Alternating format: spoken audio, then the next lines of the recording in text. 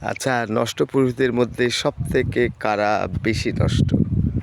নানান নারীর সাথে যৌন কেলেঙ্কারি করে এরা?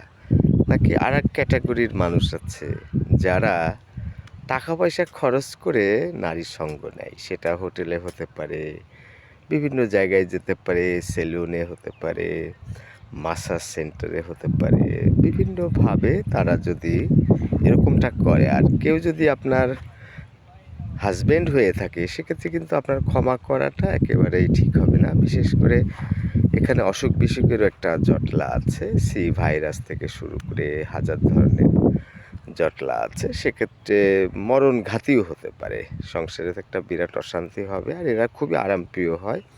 এরা চরম মাত্রায় নার্সিসিস্ট হয়।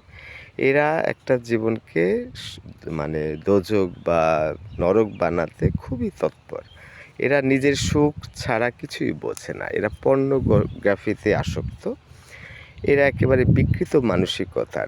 অনেক পুরুষই দেখবেন এরকম উল্টাপাল্টা কাজের সাথে জড়িত। কিন্তু আর যাই হোক, তারা কিন্তু টাকা পে করে ওই মাসাজ সেন্টার, এই যে বডি মাসাজ সেন্টার এসব, তারপরে হোটেলে নারীদের সঙ্গ এরকমটা করে থাকে।